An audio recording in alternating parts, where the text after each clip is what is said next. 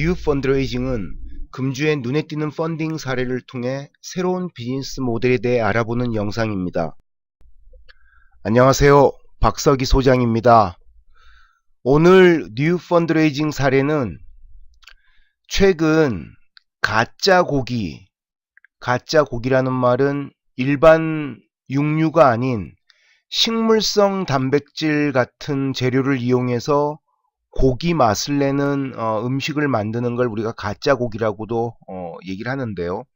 그런 식물성 원료로 햄버거의 고기 패티를 만들어서 지금 미국에서 대박 행진을 이끌고 있는 임파서블 푸드가 최근에 3억 달러, 3천 몇백억 원의 펀딩을 받았습니다. 이 사례를 중심으로 앞으로 푸드테크 시장이 어떤 변화를 할지에 대한 말씀을 드리도록 하겠습니다. 일단 임파서블 푸드의 펀드레이징 내용을 살펴볼게요. 지난 5월 13일 날 3억 달러의 시리즈 E1 펀딩을 완료했습니다. 시리즈 E1이라고 한 이유는 그 앞단계에 또 시리즈 2단계 펀딩을 완료했고, 그래서 같은 시리즈 2단계의 두 번째 펀딩이어서 시리즈 E1이라고 부르는 것 같습니다. 이번 펀딩은 싱가포르의 되게 유명한 그 벤처 캐피탈이죠. 호라이즌 벤처스가 투자를 주도했습니다. 그래서 이번 펀딩을 통해서 임파서블 푸드는 누적 펀드레이징 금액이 총 7억 5천만 달러에 달합니다. 펀딩 받은 금액만 거의 8천억 정도, 8천억이 넘는 규모가 되는 것이죠. 흥미로운 것은 이번 펀드레이징을 통해서 불과 한 달 만에 기업 가치가 66%나 상승했습니다. 그래서 20억 달러를 이번에 돌파했고요. 그러니까 20억 달러면 2조 3,760억 원 정도이니까 우리가 흔히 얘기하는 유니콘 기업에 드디어 올라선 것이 됩니다. 흥미로운 것은 이 회사의 그동안 투자자 중에 우리나라의 김정주 넥슨 그쪽 게임 회사의 창업자죠. 김정주 회장도 기존에 초기 단계 투자를 했었고요. 또 초기 단계, 아주 초기 단계 마이크로소프트의 빌 게이츠 전임 회장도 투자를 했었습니다. 또 유명한 테니스 선수죠. 세레나 윌리엄스도 투자자이기도 합니다. 세레나 윌리엄스는 제가 앞서 제 방송을 통해서 스포츠 관련된 기술에 또 투자했던 사례를 말씀드렸는데, 세레나 윌리엄스는 자기 이름을 건 그런 세레나 벤처스라는 회사를 운영하고 있기도 합니다. 흥미로운 것은 이런 그 식물성 원료로 고기 맛을 내는 소위 얘기하는 가짜 고기를 만드는 또 다른 회사 중에 미국의 비안드 미트라는 회사가 있습니다. 이 회사는 또 레오나르도 디카프리오라는 유명한 남자 배우가 또 투자를 해서 큰 관심을 모으는데요. 이번 임파서블 푸드의 펀드레이징 내용이 특별하게 관심을 모으고 있고, 앞서 말씀드렸듯이 얘네가 한 달 만에 기업 가치가 이렇게 급상승하게 된 배경에는 바로 얼마 전 경쟁사인 이 비안드 미트, 아까 말씀드린 레오나르도 디카프리오가 투자했던 비안드 미트가 IPO 상장을 했는데, 상장한 첫날 주가가 무려 163%나 상승했다고 합니다. 그러면서 미국 증시에서 엄청난 화제거리를 지금 몰고 있거든요. 그래서 이처럼 비안드 미트가 성공적인 증시에 데뷔를 했다는 것 때문에 임파서블 푸드도 앞으로 대박을 일굴 가능성이 있다는 벤처 캐피탈 업계의 호평을 받고 있는 것으로 판단됩니다. 임파서블 푸드가 어떤 회사인지 좀 살펴보겠습니다. 이 회사는 2011년도에 이쪽 푸드테크 쪽에 유명한 대학 교수가 만든 회사입니다. 우리가 푸드테크라고 하면 우리나라의 배달의 민족처럼 음식 관련 산업에 모바일 관련된 기술을 이용해서 배달 서비스를 하는 것도 푸드테크이고요. 푸드테크의 원류는 이처럼 푸드를 만드는 재료를 새로운 방식으로 공급해서 혁신을 하는 회사를 푸드테크의 원류라고 우리가 보통 평가를 하고 있습니다. 이런 푸드테크의 아주 대표적 회사인데요. 앞서 말씀드린 비안드 미트와 아주 쌍벽을 이루는 이런 가짜 고기 패티 분야에서 쌍벽을 이루는 회사라고 할 수 있습니다. 그래서 얘네는 철저하게 식물성 원료로 이루어진 단백질을 기반으로 햄버거용 고기 패티를 만드는 겁니다. 근데 맛을 보면은 일반 소고기로 만든 패티에 비해서 사람에 따라 호불호가 약간 갈리기는 합니다만은 거의 큰 차이가 없다는 평가를 받고 있습니다. 흥미로운 것은 경쟁사인 비안드 미트는 일반 식료품 매장에서 그 재료를 팝니다. 그래서 미국 전역에서 제품을 구입할 수 있고요. 한국에도 동원 F&B인가 하는 국내 기업이 지금 비안드 미트의 국내 파트너이죠. 근데 임파서블 푸드는 이렇게 개인 소비자용 B2C 시장보다는 레스토랑이나 이런 음식 체인점 그리고 B2B 영업을 중심으로 제품을 공급하고 있습니다. 현재 미국과 유럽의 약 7,000여 개 레스토랑에 이 제품을 공급하는데요. 미국 레스토랑에 가시면 요 임파서블 푸드의 임파서블이라는 회사 로고가 깃발 모양으로 담겨 있는 그런 로고를 확인하게 되면 임파서블 푸드의 이런 가짜 고기 패티로 만든 수제 햄버거를 파는 곳이라고 알 수 있습니다. 그래서 그런 걸 주문해서 음식을 드실 수가 있는 것이죠. 흥미로운 것은 얘네가 최근에 버거킹하고 제휴를 했습니다. 근데 버거킹이 자기네 사업의 확대를 위해서 임파서블 푸드와 적극적으로 손을 잡았다는 것입니다.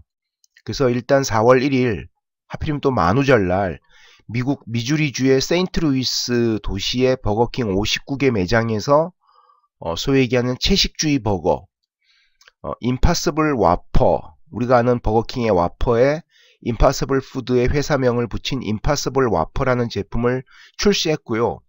반응을 봐가면서 제 생각에 아마 연내쯤에 미국 전역에 버거킹 매장이 7,200개가 되거든요. 이 7,200개 매장에 추가로 출시할 예정으로 알려져 있습니다.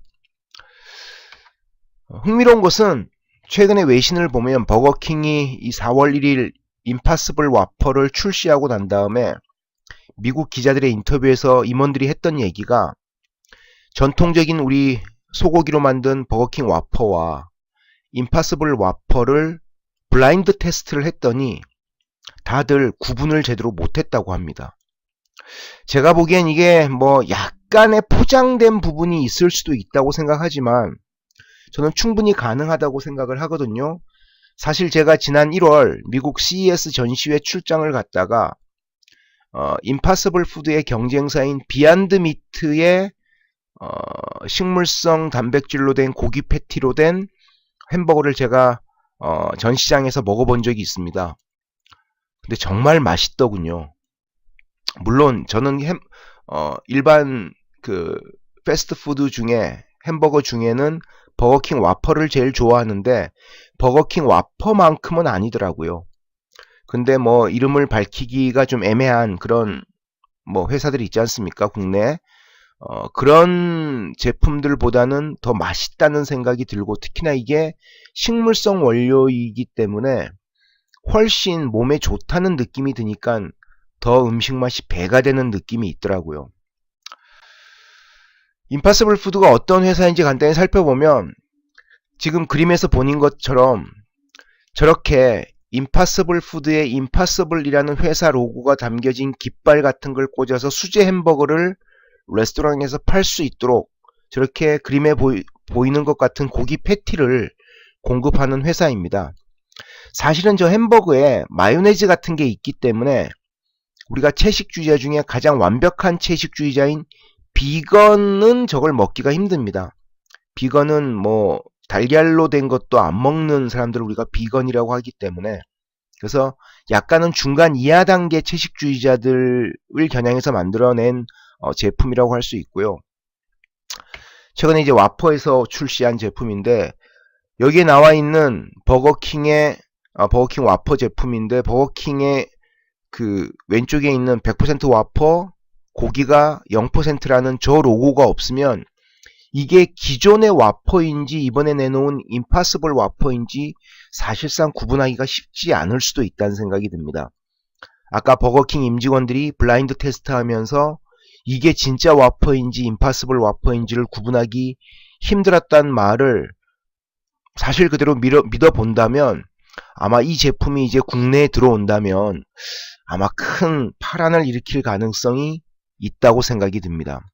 저는 앞으로 버거킹 가면은 임파서블 와퍼만 먹을 생각입니다.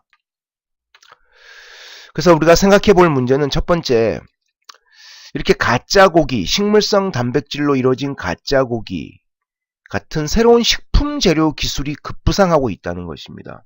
실제 제가 다음에 한번 소개시켜 드릴 회사 중에 미국에서는 곤충의 단백질을 이용해서 만든 마치 우리가 설국열차에서 보는 그런 바퀴벌레 같은 것, 그 곤충이나 해충으로 만든 그런 영양갱 같은 에너지바 같은 그런 제품들이 요즘 완전 대박을 치고 있거든요. 그래서 미국에서 다이어트나 몸매 관리하는 연예인들은 제가 앞으로 소개시켜 드릴 그 곤충으로 만든 에너지바, 영양갱 같은 거를 거의 다들 먹고 있다고 할 정도로 큰 인기를 모으고 있습니다. 그래서 이런 새로운 식품 재료 기술에 대해서 우리가 관심을 가져야 되고요. 결국 이 문제는 사실 소고기 소비가 점차 늘어나는 것이 지구 환경에 안 좋다는 건 누구나 안다는 거죠. 소 한 마리를 우리가 생산해서 육류를 만들기까지 엄청난 양의 곡물을 소를 위해서 생산을 해야 되고 물도 엄청 먹고 또 소가 트림을 하게 될 경우에 그게 탄소 배출에도 큰 영향을 미치고 있다는 것입니다. 근데 지금까지는 육류 소비를 줄여야 된다는 논리적인 얘기는 있었지만 줄일 방법이 없었던 거죠. 육류에 길들여진 인류의 입맛 때문에. 근데 이제는 육류와 비슷한 맛을 내는 식물성 단백질로 이루어진 이런 가짜 고기가 점점 대중화되면 정말 전통적인 소고기 산업은 획기적인 변화를 몇 년 내에 할 가능성도 저는 있다는 생각이 듭니다. 또 하나 우리가 생각해 볼 문제가 이런 채식주의 버거 같은 게 나왔을 때 많은 사람은 이거는 채식주의자 시장을 공략하는 것이다 라고 생각을 합니다. 근데 저는 생각이 다릅니다. 저는 술 마실 때 고기 좋아하거든요. 근데 전 채식주의자가 아닙니다. 근데 저는 이런 식물성 단백질로 된 음식이 나오면 앞으로 저는 술 마실 때 전통적인 육류 대신에 이런 식물성 단백질로 제 안주를 100% 대체할 의사가 있다는 것입니다. 실제 미국의 임파서블 푸드에 많은 낮에 줄 서서 먹는 그런 임파서블 푸드의 초기 고객들이 인터뷰한 영상을 보면 자기는 채식주의자가 아니라는 것입니다. 자기는 육류를 좋아한다는 거죠. 패스트푸드를 좋아하고. 근데 패스트푸드는 자주 먹기가 힘들다는 거죠. 건강 때문에. 근데 이렇게 식물성 단백질로 됐고 맛도 육류와 비슷한 음식이 나온다면 내가 그걸 안 먹을 이유가 없다는 것입니다. 그래서 이런 식물성 단백질 음식이라는 이런 가짜 고기 시장은 채식주의자만을 겨냥한 시장이 아니라는 것. 우리 같은 일반적인 육류를 좋아하는 사람들에게도 상당히 매력적인 소비 수단으로 부상하고 있다는 것을 마케팅을 하시는 분들은 꼭 고민해 보실 필요가 있을 것 같습니다. 지금까지 가짜 고기, 식물성 단백질로 된 햄버거 패티로 큰 인기를 모으고 있는 임파서블 푸드에 대해서 말씀드렸는데요. 저희 이런 펀드레이징을 기반으로 한 새로운 비즈니스 모델을 소개시켜드리는 영상이 마음에 드신다고 생각하시면 꼭 구독 버튼과 좋아요 버튼을 눌러주시기 바랍니다. 자, 그럼 다음 시간에 또 새로운 비즈니스 모델로 찾아뵙겠습니다. 감사합니다.